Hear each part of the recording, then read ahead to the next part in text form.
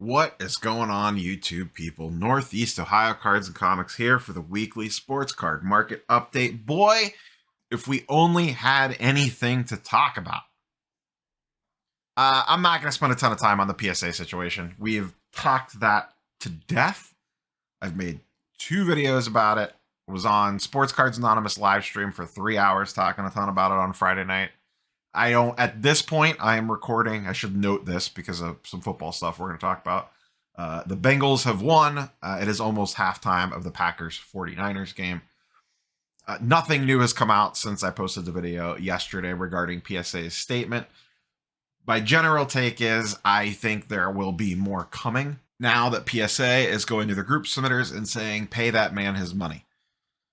So we'll see what fallout happens from that. I think that's the next real big thing. Everyone's just kind of like waiting for the next IG post, Facebook post, card porn post, whatever, about the next group submitter that defaults on his loan for, lack of a better term here. So we'll see what happens with that. We'll see what changes PSA rolls out. We'll just see what happens. We're in a waiting game at this point. It happened. To me, it's the biggest thing that's happened so far this year, as group submitting is a massive entity and affects a ton of people if this thing starts going sideways. Hopefully it doesn't. Hopefully Marks is a one-off situation. He was doing things incorrectly and everyone else is on the up and up and doing things the way that they are supposed to. That is some wishful thinking on my part, but let us cross our fingers. The only other real news thing, and this is also PSA related, is they had the economy event this week that kicked off. I signed up for a silver membership. I did not get in. It sounds like, best guess, there was around 1,500 slots for that at $50 a card. You were getting 5 cards at that level to grade. There are 2 more this week. I believe Tuesday afternoon and I believe Thursday evening, but please double check PSA's Twitter and IG. And if you're not following them on Twitter and IG, that's where they announce these things. I saw a lot of people in the comments saying, I didn't see an email about this, that, or the other thing. That's where they post them when this stuff happens. So make sure you're following them on social media. And while you're over there, shameless self-plug, follow yours truly on the Twitters and on the IGs. Information is in the description box down below. But feel free to give me a little follow on Twitter and IG. Twitter is mostly me yelling into the ether about the Cavs and randomly posting some card stuff. IG, you get spoilers for mail days, because usually whenever I do get any pickups, I almost immediately post them to IG because I can't wait. And then the mail day video comes later. So if you're not following me over there, give me a little follow. With all that being said, we have a quick word from our sponsor of today's video, Myslabs.com, home of the 1% seller fee, plus some PayPal goods and services. Big changes coming to that platform. They are going to be adding the ability to sell raw cards on the platform. Saved searches, I believe, is another thing that's coming. And a few other little odds and ends. Some big improvements coming in Q1 2022 to the Myslabs platform. So let's get a quick word from them, and then we will dive into some market chit chat, shall we? Tired of paying 10%, 15%, or more to sell your cards, comics, and digital collectibles? How does 1% sound? Too good to be true? Well, not anymore. Myslabs.com is the web's premier user-driven marketplace for buying and selling slabbed cards, sealed wax, and now slabbed comics and digital collectibles. So the next time you're forced to pay 10% or more to sell something from your collection, head over to Myslabs.com and join the 1% revolution. Once again, thanks to our friends over at Myslabs.com for sponsoring today's video. Let's go ahead and dive into some market stuff. We are going to talk football, baseball, and basketball today. Probably not a ton of stuff. We're kind of in that weird dead period, though I will say things do seem to be at least more liquid. Things seem to be moving a little bit more. I'm noticing a couple different things. One, I've seen lots of comments recently from people talking about how their cards are selling. There's more action on eBay auctions and, more offers coming in on Myslabs or, that sort of stuff. So things seem to be shaking loose a little bit here at the beginning of the new year. I've gone to 2 local shows the last 2 weeks. There was one in Cleveland that was, I guess, a show that had not happened since the pandemic. The first time that they've ran one in Middleburg Heights. I went to that one yesterday. I didn't make any purchases or pickups, but it was extremely busy for a 55 table local show. There was a lot of people walking around digging through value boxes, buying singles. And then the one the week before, also very, very busy. I don't know from a dealer perspective how things were going. There seems to be a good vibes that came out of the Dallas show, the weekend previous.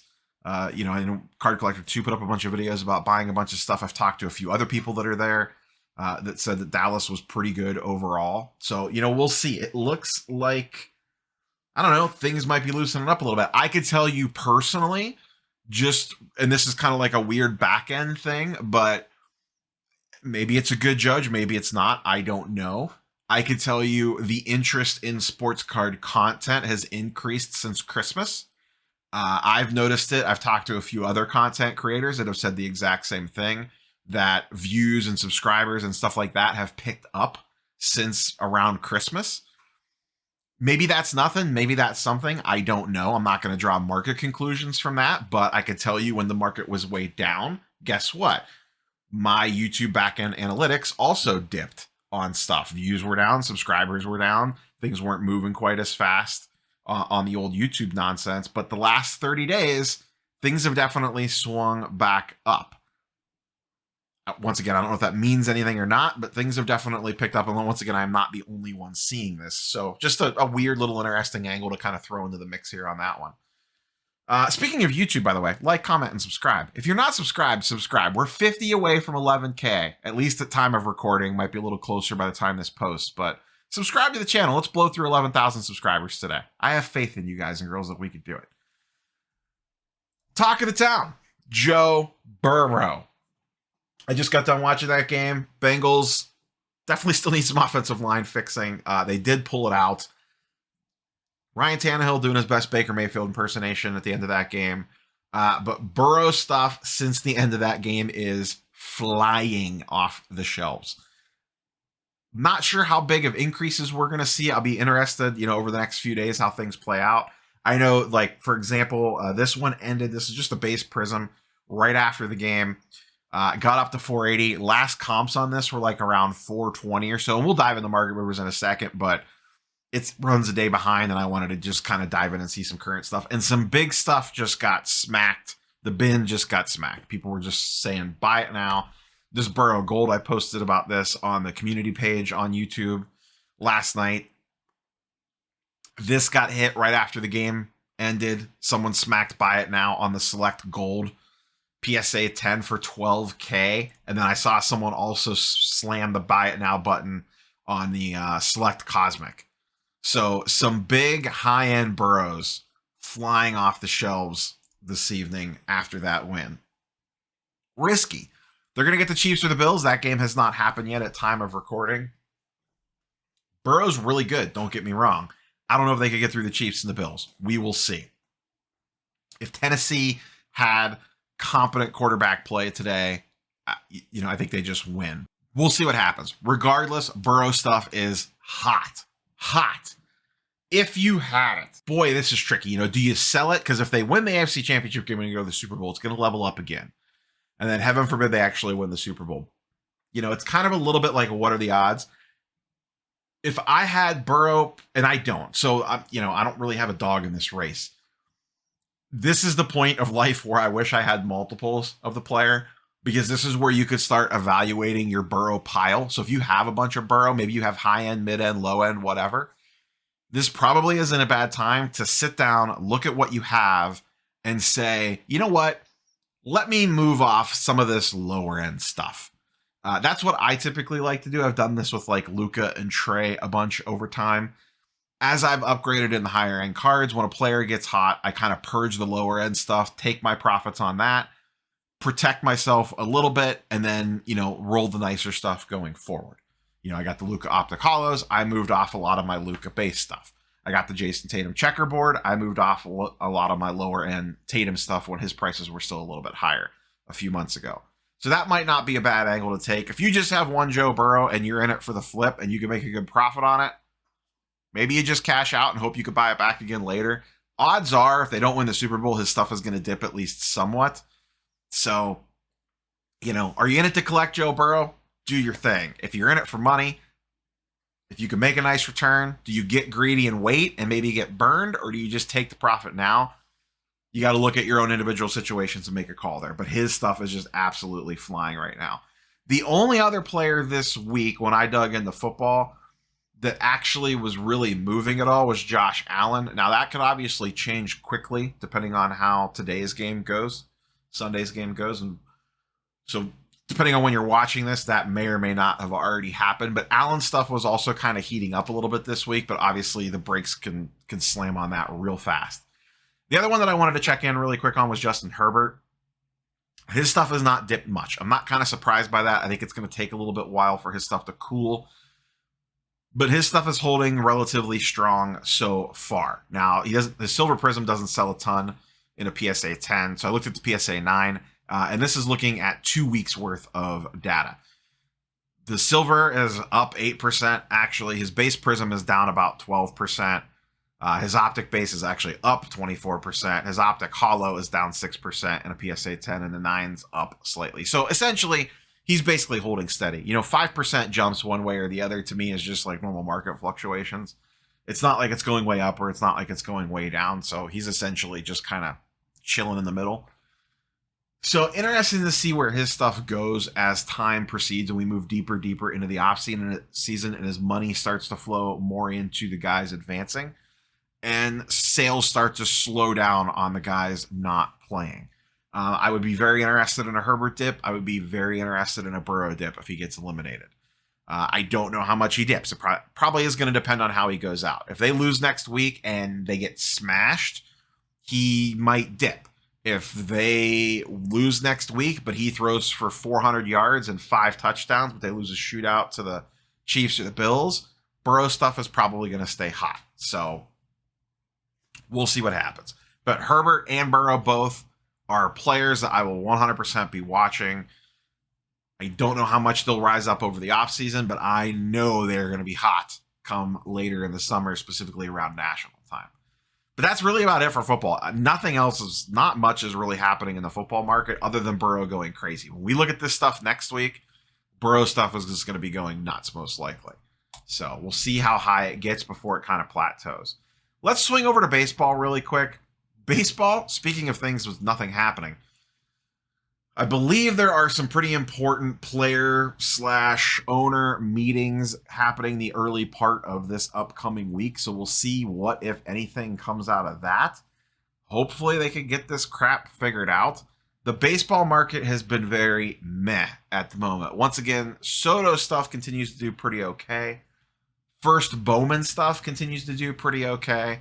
But the general overall, Topps Chrome refractors, X-fractors, prisms, that sort of stuff, has been very stagnant as of late. With a couple players kind of got a little bit of buzz this week. But generally speaking, I'll scroll through here really quick. This is baseball, Topps Chrome, PSA 10. And I have refractor, pink refractor, prism refractor, and X-fractor selected here as our variables inside market movers. And I just have it sorted by number of sales. So you can see the price change column here. Really not much happening. Lou Bob's up a little bit on some cards. Jordan's up a little bit. Bo Bichette barely up. Vlad slightly down. And once again, very small. And I'm looking at 30 days here. I should note that. Very small movements one way or the other. And a lot of this is on lower end players, Gavin Lux, Kyle Lewis, because I have it sorted by number of sales. Their stuff's, going down a bunch, but no one really cares about those two guys. Here's an Acuna refractor, very slightly up 4% over the last 30 days. Just not a lot of big movement, especially on the star players. Two guys that did get a little run up in the last 7 days. I don't know if this is a precursor to anything or just random. I did notice Lou Bob's Topps Chrome refractor got a nice little bump this week, 20% increase over the last 7. And same with Fernando Tatis. His stuff seems to have heated up at least just a little bit this last couple days. This, once again, last 7 days on his PSA 10 Prism Refractor. Went from 500 to 600, multiple sales here, and a nice little, went from 500 to 550 to 600. A 20% increase on that. His stuff's been bobbing and weaving all around for a little bit this offseason, but it's remained relatively flat. I know right before the season ended, I bought one of these for $600, and now we're 3 months into the off season. It's still $600. And I bought a Prism refractor right around World Series time for $700. I think that card's fluctuated between $650 and $700 since I bought it. So it's not really down. It's not really up. So we'll see what happens as we move through here. It would be nice to get positive news out and then see if that spurs the baseball market into gear. If we get negative news, I don't know. I was on, once again, a live stream on Dakota Sports Cards Anonymous channel on Friday. Bobbles and Ball Cards was on there for a little bit. He's a big baseball guy. And I asked him, I said, do you think we lose games? And he said, yes. I think we'll know more after this week. I think there's a high risk of losing spring training games for sure. We'll see what happens with actual regular season games. I hope they don't. I really hope that they don't. Switching over to basketball, and we'll kind of close out here.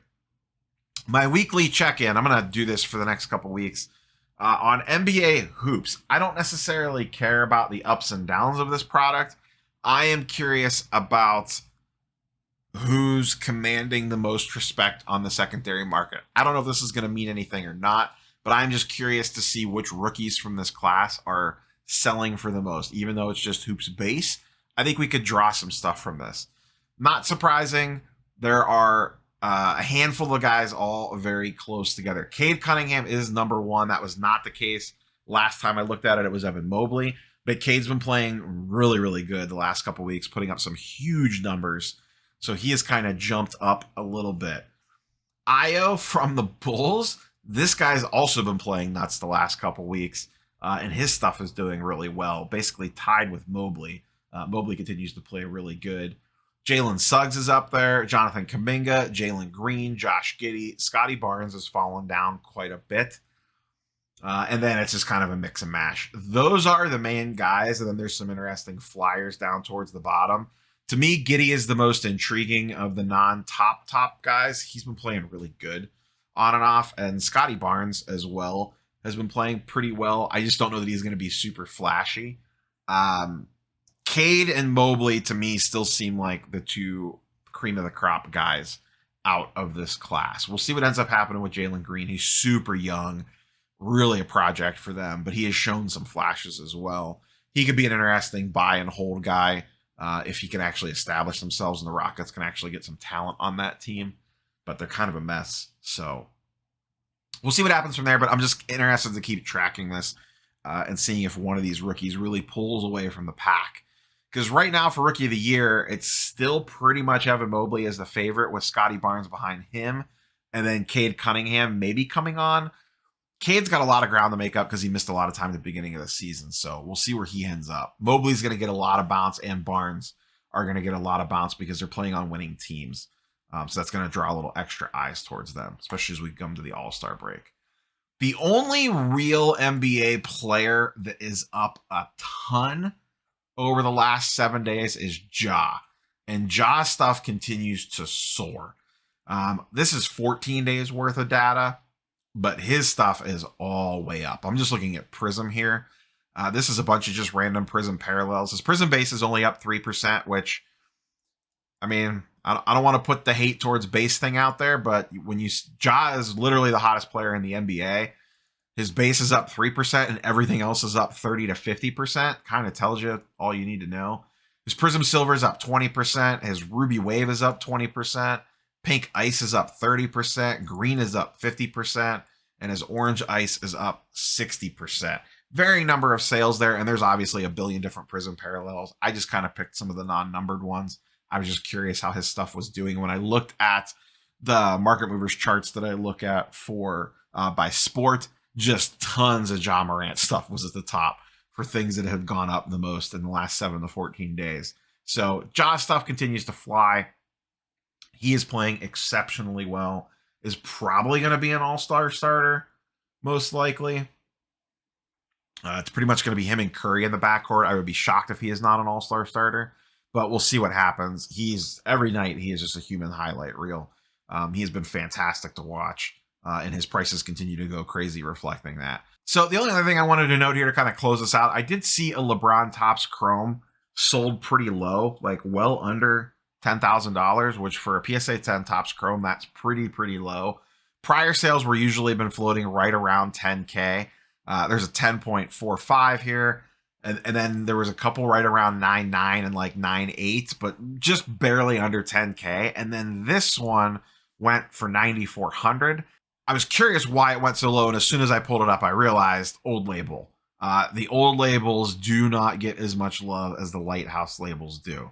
So I believe that's why this one took a pretty big discount. It's a little off center top to bottom, but not a ton. Just a little teeny tiny bit, but it still has pretty good eye appeal. But the old label is a killer on these cards. So I'm guessing that's why this one got hammered at price, because there were some other ones that sold on the same day for much better prices. Here's one for 9.9, almost 10K, just barely under 10K on the exact same day that this one sold for 9.4. So I believe this was all label related. So just wanted to touch on that really quickly. Sometimes the charts and graphs tell you the full story. Sometimes you got to go a step deeper. So that's all I have for you guys and girls today. Like, comment, subscribe if you haven't. Let's see if we can knock out 11K today. Can we do it? I think we can. It's a big ask, but I think we can get there. So subscribe if you haven't. We will catch you guys and girls on the next one. Quick preview of content upcoming. I have a comic book investing 101 video that I've been trying to put out for 3 weeks that keeps getting pushed because hobby nonsense keeps happening. I also have a reverse of a video I did the other day where I looked at 5 football players that got smashed in value during the season. I have the reverse video. I still have to record it, but it's 5 players that had insane value go up the opposite direction in the green during the NFL season. I went from the beginning of the season until the end of the season, not including playoff stuff. So I'd like to try to get that out. That may actually be Monday's video, Monday or Tuesday's video. We will see. And then beyond that, I am not sure. So we will catch you guys and girls on the next one. Have a good weekend. Peace.